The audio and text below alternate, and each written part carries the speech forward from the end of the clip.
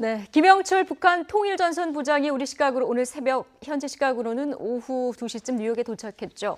북한 최고위급 인사가 18년 만에 미국을 방문한 만큼 공항에서는 삼엄한 경비와 보안이 펼쳐졌는데요. 뉴욕에서 만난 첫 회동에서 어떤 이야기가 나올지 벌써부터 관심이 모아지고 있습니다.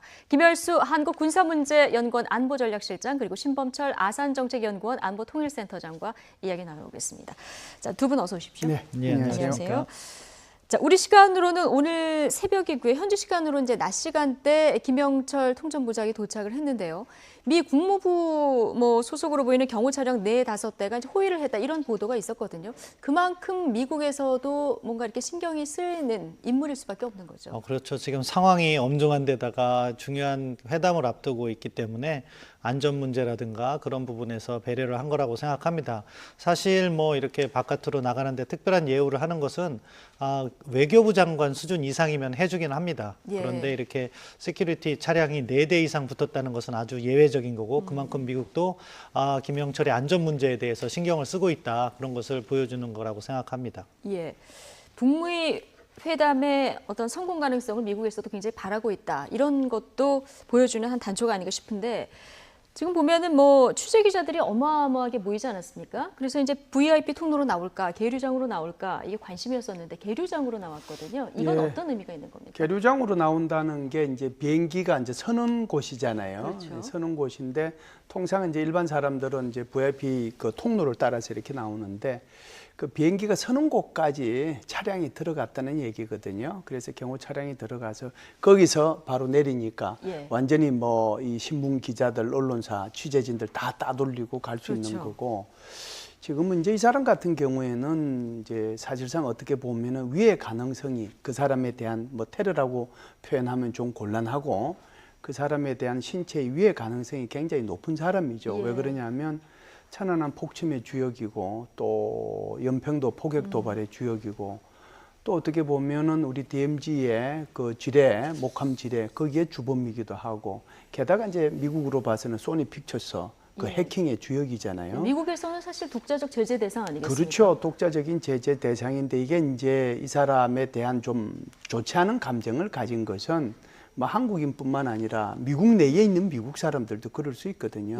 그런데 이제 이 사람이 사실상 폼페오 국무부 장관하고 회담하기 위해서 왔는데 어떤 문제가 생기면 안 되잖아요. 생기면 안 되니까요. 그렇기 때문에 아주 철저하게 지금 경호를 하고 있는 것이죠. 각국 취재진들도 어제 뉴욕으로 집결을 했고요. 유엔 주재 북한 대표부 소속 외교관들의 모습도 어제 볼 수 있었는데요. 취재진들 궁금한 게 굉장히 많았겠죠? 자, 질문을 쏟아냈습니다. 조정철 북한 유엔 대표부 대변인 여기에 어떤 얘기를 했는지 들어보시죠. 부분 일정과 관련해서 몰라요 우리가. 일정을 더 직접 국무성하고 직접 했기 때문에 우린 모릅니다. 언제쯤 가시죠? 글쎄 그것도 모르겠어요. 일정도 아직 정하지 않으시고요. 성과를 거두자니까 왔겠죠. 다 좋게 하자니까 좋은 결과물을 이루가자니까 왔을 거고. 순서 가지고 오셨는지 아시나요? 뭐요? 순서요. 김정은 글쎄 모르겠다는데. 어쨌든 여기까지 왔을 때야 하여간 좋은 결과물을 이루가자고 오지 않았겠나. 일정이나 구체적인 내용 부분에 대해서는 함구. 그렇지만은 지금 들어보셨듯이 여기까지 왔을 때는 좋은 결과물이 있지 않겠냐 이런 얘기를 했거든요. 이 얘기에 다 담겨 있다 이렇게 볼 수 있을 것 같습니다. 그럼 일단 조종철 서기관이 이야기를 한 걸 보면 언론에게 프렌들리하게 잘 대해줘라는 지침을 받았을 겁니다. 그렇지 않으면 아예 답을 하지 않습니다. 그렇고 그 내용 측면에서도 무언가 좀 이루어지는 부분이 있다는 걸 시사하고 있는데요. 그러네요. 이렇게 또 친절하게 얘기를 했던 북한 관계자가 이런 장면을 사실 많이 못 본 것 같아요. 본부의 지침을 받고 행동하는 거기 때문에 어느 정도 긍정적인 합의가 있다는 것을 암시한다고 볼 수 있겠습니다. 한 2시간 전쯤에 이 폼페이오하고 김영철의 만찬이 이제 끝났습니다. 이 만찬이라고 하면 이제 오늘 밤이나 내일 새벽쯤에 회담이 시작될 텐데 일종의 탐색전이라고 볼 수 있겠죠? 네, 그럴 수 있죠. 지난번에 이제 폼페오 국무부 장관이 5월 9일 날 북한을 방북을 했을 때 그때 이제 김영철이가 자기가 이제 오찬을 대접을 했거든요. 거기에 대한 일종의 답반 성격이기도 하고요.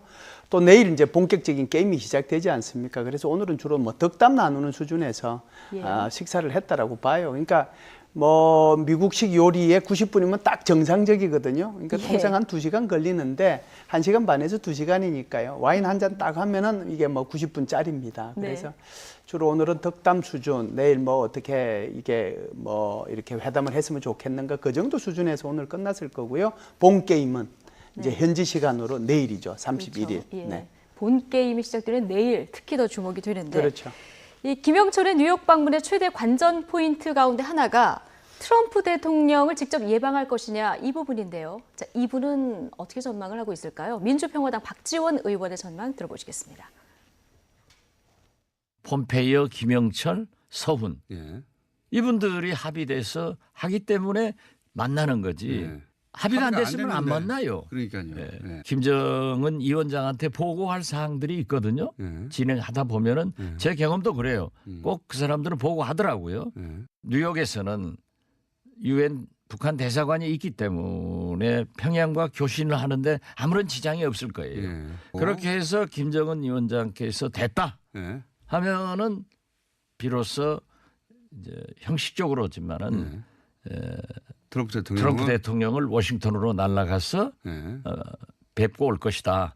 이것이 외교의 상호주의고 같은 기본 원칙. 대접이지. 예. 만약에 트럼프 대통령이 이 제재 대상이니까 예. 워싱턴까지 김영철 부장을 부르기는 부담된다라고 예. 하면은 그건 좀 외교 관례에 안 맞는 것이다. 안 맞는 거죠. 예. 그렇지만은 하도 트럼프 대통령은 관리하고 상관없이. 관례하고 상관없이 막 하시는 분이라 그렇지만 하실 거예요. 예. 또 그래야 트럼프 대통령이 김영철 부장 만났다고 세계적 뉴스가 날아가잖아요. 지금 박지원 의원 하면은 김대중 정부 시절에 남북 정상회담의 대북 특사 경험이 있기 때문에 이렇게 북한 관련한 전망들을 많이 내놓고 있는데 주로 긍정적인 전망들을 많이 내놓고 계시거든요.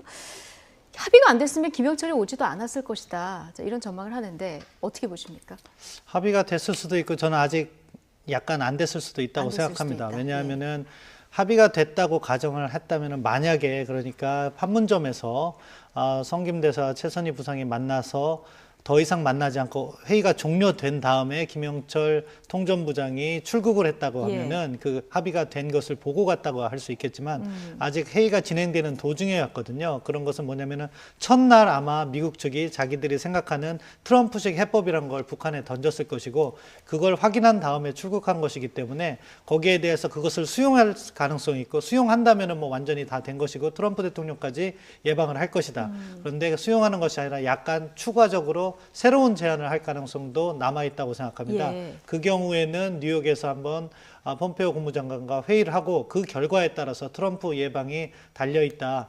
이런 가능성도 남아있기 때문에 뭐 상당 부분 됐지만 아직 그 가능성은 남아있다. 이렇게 평가하고 싶습니다. 그렇다면 내일 김영철과 폼페이오의 회담 결과에서 어떤 내용들이 나오느냐 이거에 따라서 트럼프 대통령을 만날 수도 있고 안 만날 수도 있고 뭐 이렇게 되는 얘기인가요? 제가 볼 때는요, 성김 대사하고 우리 최선희 부상하고 두 분에 걸쳐서 지난 이제 일요일하고 어제하고 만났잖아요. 네, 어제 같은 경우 판문점 그렇죠, 회담이요? 판문점 예. 회담을 했는데 어제 3시에 끝났는데 사실상 이들이 한 얘기가 뭐냐, 한 일이 두 분에 걸쳐서 이게 이제 초안 잡는 거거든요. 예. 그 초안이 합의문의 초안이에요.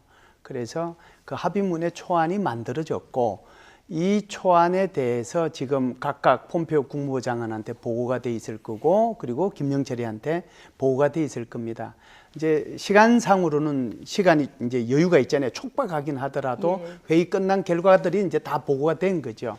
그래서 거기서 마지막으로 아마 내일 이 두 분이 이제 만나면서 그 초안 내용에 가지고 조금 이제 의견이 이제 좀 다른 게 있으면 그거 가지고 이제 조정을 할 거고요.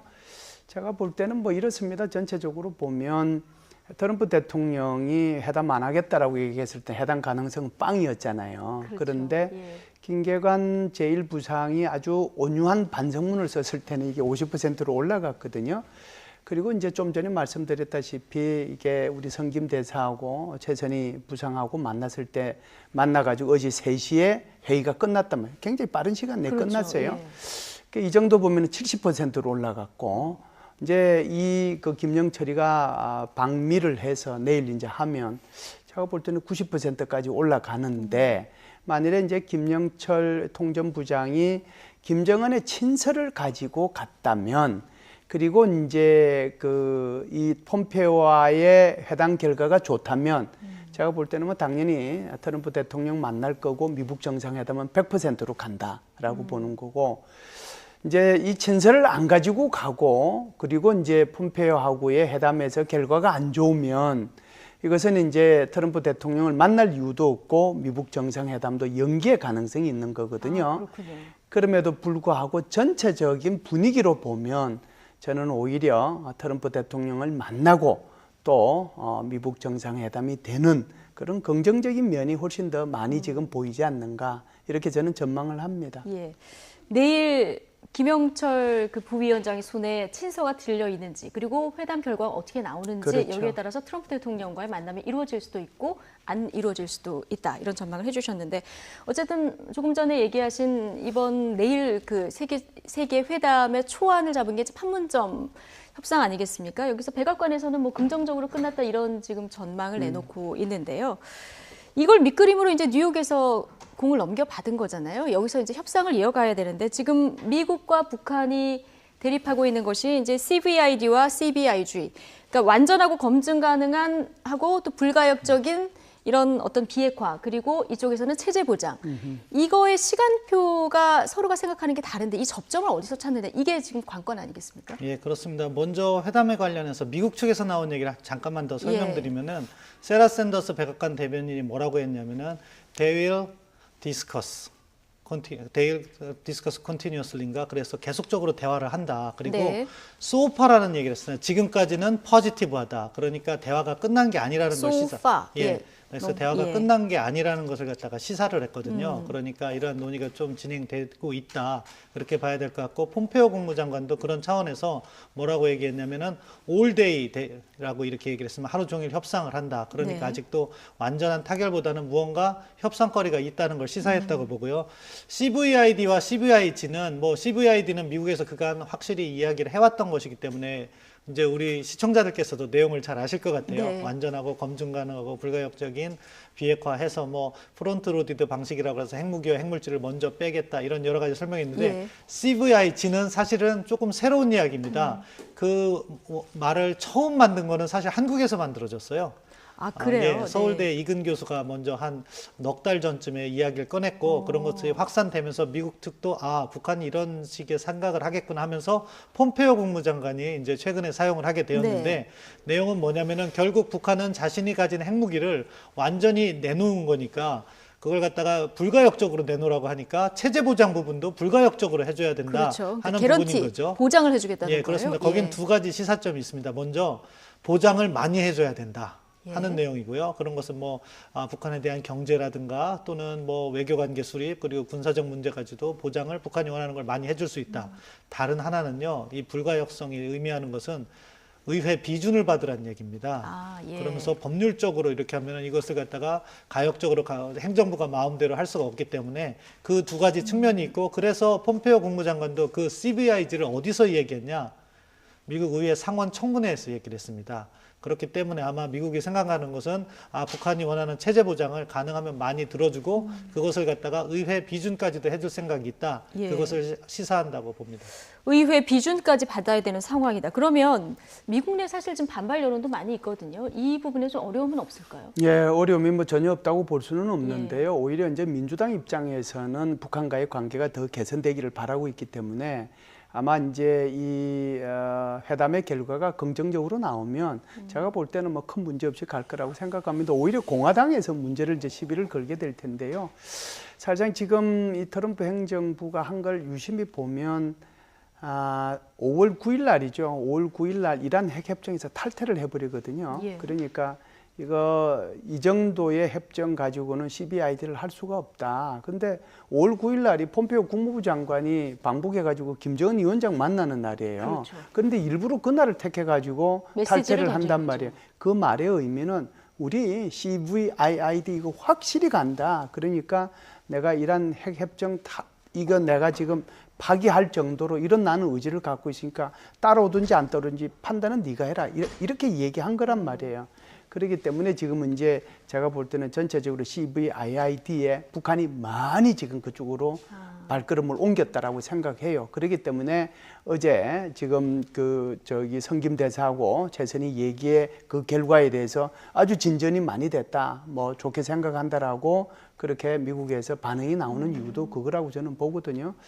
그래서 전체적으로 보면 제가 볼 때는 이게 그 정도로 해서 미국이 요구하는 CVIID 쪽으로 많이 이렇게 이동이 됐다라고 한다면 오히려 이란 핵 협정보다는 훨씬 더 좋은 결과를 가지고 올 수 있잖아요.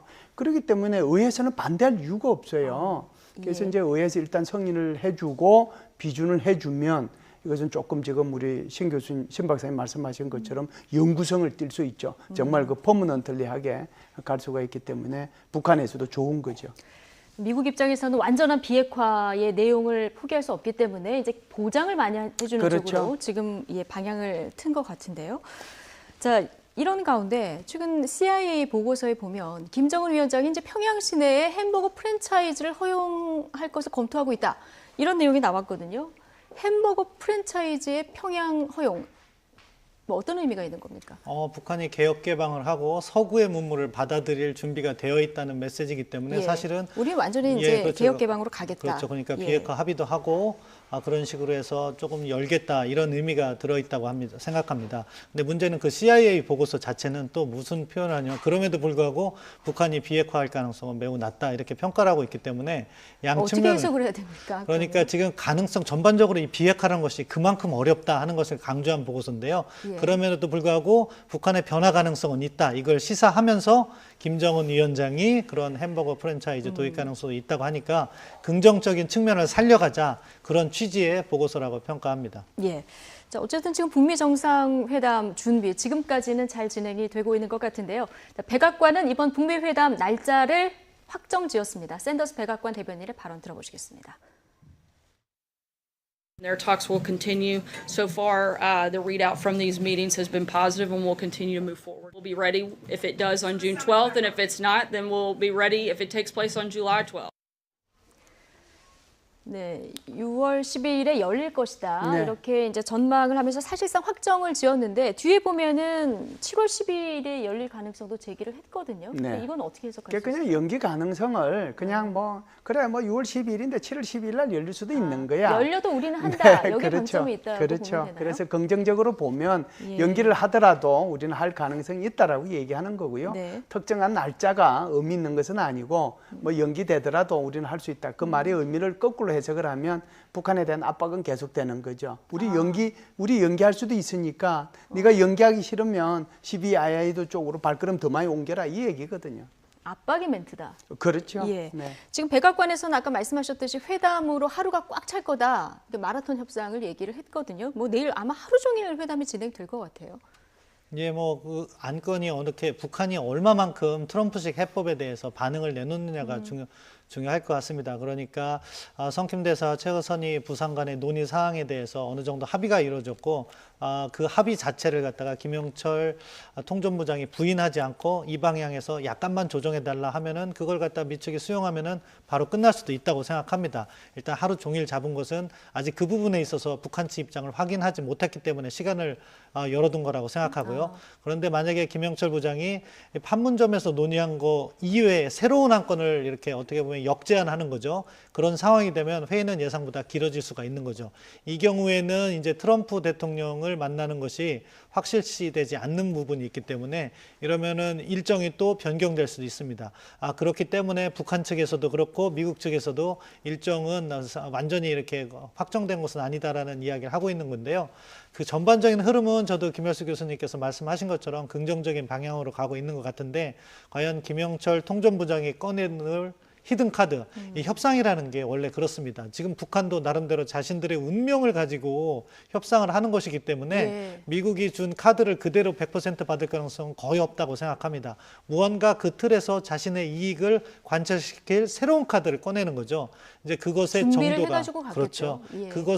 그것의 정도가 얼마만큼일지가 내일 협상의 시간, 그리고 트럼프의 면담, 그다음에 미국 정상회담 이런 것들을 다 좌우할 중요한 순간이 내일 펼쳐진다. 있다. 그렇게 평가하고 싶습니다. 예, 워낙 며칠 사이에도 이제 정세가 바뀌다 보니까 저희가 열흘 좀 넘게 남은 이 기간 동안에도 방심할 수는 없는 그런 상황인데요. 뭐 어쨌든 김영철과 폼페이오의 회담에서 큰 이변이 없는 날 6월 12일 날 북미 정상이 싱가포르에서 만나는 것은 이제 거의 확실시 되는데 지금 장소를 두고서 여러 가지 추측이 나오고 있습니다. 네. 처음에 이제 샹그릴라 호텔 얘기가 나왔다가 대통령궁 얘기가 나왔다가 이제는 센토사 섬의 카펠라 호텔이 또 유력하게 검토가 되고 있습니다. 어떻게 보십니까? 예, 뭐 샹글리라 호텔 같은 경우는 워낙 뭐 국제회의 많이 하는 곳입니다. 네, 그리고 이제 내일이 우리 시간으로 6월 1일이잖아요. 내일부터 6월 1, 2, 3, 2박 3일 동안 샹그리라에서 동아시아 안보회의, 예. 그게 소위 말해서 이제 그 안보 관련되는 장관들 모여가지고 하는 회의거든요. 예. 그러니까 이걸 이제 뭐 불과 몇 년 전만 하더라도 우리는 샹그리라 회의라고 부를 정도로 그만큼 이제 유명한 곳이죠. 그 회의뿐만 아니라 큰 회의들이 참 많이 열리는 곳이 그곳입니다. 그러니까 엄청난 노하우가 축적돼 있는 예. 곳이기도 하고요. 그런 면에서 감점이 있고요. 그렇죠. 그 이제 두 번째 이제 많이 논의됐던 것이 머린베이, 이게 저기 꼭대기에 수영장이 있는 그곳에서 포도주 한 잔 마시면서 수영하는 게 로망인 뭐 그런 곳이 이제 머린베이인데 그건 너무 이제 관광지에 붙어 있어서 그것은 좀 배제가 됐던 것 같아요. 지금 세 번째 말씀하신 곳이 이스타나라고 하는 거 대통령궁인데요. 그거는 뭐 그전에도 뭐 저기 시진핑 주석하고 또 대만의 총통하고 뭐 만난 적이 있는 곳이기도 하고 굉장히 그 보안에든 좋죠. 거기가 하면. 지금 갑자기 떠오른 곳이 지금 이제 산토스 섬이거든요. 예. 산토스 섬이라고 하는 것이 지금 싱가포르 자체가 아주 도시국가이긴 하지만 거기 산토스 섬이 리조트입니다. 거기 가면 뭐 그 새들 공연하는 장소도 있고 그러긴 하지만 다리 하나가 있기 때문에 그쪽 일단 교량을 건너가야 산토스 섬으로 들어가거든요. 그것만 차단해 버리면 섬이니까. 아, 그렇군요. 그렇죠. 저희가 섬이죠. 그러면 예. 저기만 차단해 버리면 뭐 아무도 이제 못 들락날락거리는 거죠. 그래서 며칠 경호가 전부터 굉장히 용이하겠군요. 경호가 굉장히 용이하죠. 그래서 제가 볼 때는 오히려 뭐 트럼프 대통령께서는 그렇게 크게 생각 안 하실 텐데 김정은 위원장 입장에서 보면 지금 저기 산토스 섬에 있는 저기 카펠라 호텔이나 또는 뭐 이스타나 대통령궁을 선호할 가능성이 있는데 아마 뭐 그런 걸 고려한다라고 하면 트럼프 대통령이 양보할 가능성도 있죠. 아, 그렇군요. 지금 뭐 투숙객들 예약이 강제로 취소되다 이런 뭐 보도가 나오고도 있습니다만 지금 보면 말씀하신 대로 센토사 섬이 이제 경호에 용이한 이런 부분이 있단 말이죠. 신 박사님은 어떻게 보세요? 예, 가능성? 아직은 열려 있는 것 같습니다. 카펠라 호텔이 갑자기 또 뜨고 있는 경우에는 미국의 그 대표단들이 헤이긴 비서실장이 지금 거기에 머무르고 있는 것 같습니다. 예. 그래서 어제 실무회담이 거기서 개최됐으니까 여기로 정해지나 보다 그런 건데요. 각각 다른 호텔에 머무르고 제3의 장소에서 정상회담을 개최할 가능성도 있고 하니까 그러니까 예를 들면은 뭐 샹그릴라 호텔에서 회담을 하고 그 묵는 숙소는 각각 다른 호텔에서 묵을 수도 있다. 예, 그럴 가능성도 있기 때문에 아직은 예. 열어두는 것이 맞다고 생각하고요. 김정은 위원장이 보안을 중시하는 만큼 이것을 사전에 공표할 가능성은 낮다. 그러니까 어떻게 보면은 그 세 가지 샹그릴라 호텔, 산토사 섬, 뭐 이스타나 대통령궁 이렇게 계속 이야기가 돌아가면서 나올 거라고 생각합니다. 그리고 그 중에 하나가 직전에 공표될 거라고 생각합니다. 직전에 공표가 될 것이다. 그래야지 이제 경호상 안전한 문제가 있고요. 한 가지 아까 그 지금까지 나오지 않은 제3의 장소가 또 될 수도 있는 제3의 호텔이 있을 텐데 사실 싱가포르는 국제 컨벤션을 많이 해서 대통령 정상회담 할 수 있을 정도의 호텔이 많습니다. 그런데도 불구하고 샹그릴라 호텔 같은 경우에는 다른 호텔에 비해서 아까 저기 지도에 나오고 있는데 샹그릴라 호텔 같은 경우에는 거기에 싱가포르를 가로지르는 저 지금 대통령궁과 샹그릴라 호텔을 가로지르는 거리 5차도 로드라고 그래서요. 거기가 핵심 거리입니다. 그 좌우에 큰 호텔이 있어요. 그런데 샹그릴라 호텔은 거기서 약간 벗어나 있어 갖고 경호에 유리해요.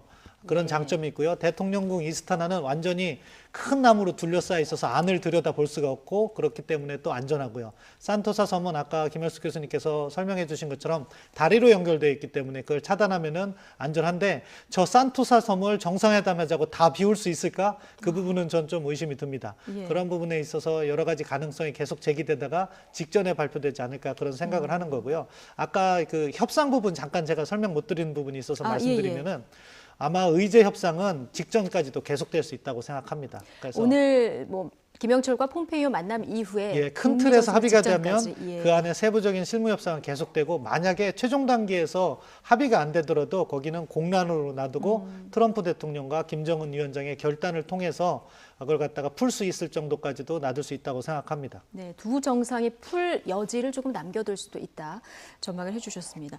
뭐 2,000명 이상 취재진이 취재를 간다고 해요. 뭐 이런 경우는 없겠습니다만 혹시 테러 위험에도 좀 대비를 해야 되지 않겠습니까? 여기 이제 우리가 4.27 그 판문점 회담 한 거를 생각해 보면 우리 그 취재진들이 전부 다 일산 킨텍스로 다 갔잖아요. 네. 그렇기 때문에 일산 킨텍스에서 이제 받아가지고 거기서 이제 다 송수신을 하니까요. 제가 볼 때는 이번에도 그 회담이 열린다고 하더라도 그 회담 열리는 호텔 자체 내에서는 이걸 안 할 거예요. 그곳에는 아주 극소수의 뭐라고 할까요? 이게 뭐 모여가지고 하는 거 그 뭐라고 합니까? 이게 저기 뽑아가지고 몇 명 제비뽑기요. 네, 뭐 그런 식으로 하든지 그렇게 해서 이제 현장에는 있고요. 나머지 이제 2,000명 되는 사람은 어느 한 곳에 가서 프레스 센터를 만들어서 그곳에서 이제 직접 생중계하는 형태를 취하지 공동취재단이 않겠. 취재를 한 거를 가지고 그렇죠, 공동취재단 그 말이 생각이 안 났습니다. 네. 네. 어쨌든 지금 북한 입장에서 가장 신경 쓰이는 것은 김정은 위원장의 경호 그렇죠. 이 네. 부분인데 지금 북한 지도자가 이 동북아시아를 벗어나는 게 50년 만에 처음이라고 하고요. 김정은 위원장 같은 경우는 지금 사회주의 국가가 아닌 나라를 방문하는 건 처음이잖아요. 그렇죠. 뭐 김정은 위원장은 가본 나라가 중국밖에 없으니까 예. 아무래도 뭐 어렸을 때 스위스를 가긴 그렇죠. 했습니다만. 어렸을 때는 뭐 유럽을 가봤을 겁니다. 예. 그런데 아무튼 최고 지도자가 된 다음에 첫 사실상 제3 국가를 가는 거예요. 그렇죠. 중국 같은 경우에는 특별 배려를 해주지 않습니까? 특별 열차를 편성해서 모든 열차를 갖다가 다 막아놓고 김정은 특별 열차가 갈 수 있도록 배려를 해주는데 싱가포르는 그렇게까지 해주진 않을 겁니다. 그렇다 보면은 우려 사항이 많고 또 북한의 경호팀이나 의전팀도 그렇다 보니까 제3국가에서 이러한 정상 행사를 해본 사람이 없는 거예요. 자연스럽게. 처음 해보니까요. 그렇죠. 그렇기 예. 때문에 아마 준비가 뭐 미국은 늘 그런 걸 하니까 몇 배 이렇게 어려운 일들이 있을 거라고 생각되는데요. 그렇기 때문에 지금 뭐 선발대가 김창선 국무위원회 부장이 가서 하고 있는데 앞으로도 계속해서 후속대가 가서 점검을 하고 그런 일들을 할 거라고 생각합니다. 아마 끝까지 점검을 계속해야 될 텐데 혹시나 있을 이 불상사를 대비하기 위해서 지금 싱가포르 북미 실무협상팀 철통 경호를 위해서 만전을 기하고 있는 이런 상황인데요. 지난 4.27 남북 정상회담 때 아마 시청자 여러분 김정은 위원장 차량 옆에서 V자 대형으로 같이 뛰던 검은 양복의 경호원들 기억하실 텐데요. 이번에 이 싱가포르에서도 이들을 만날 수 있을까요? 관련 내용 장민정 앵커가 정리해봤습니다. 북미 정상회담을 앞두고 철저히 준비해야 할 문제 중 하나가 바로 김정은 국무위원장의 현지 경호입니다.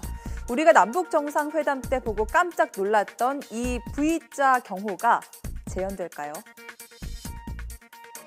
김정은 국무위원장이 계단을 내려오는 순간 북한 경호원들이 그 주변을 에워쌉니다.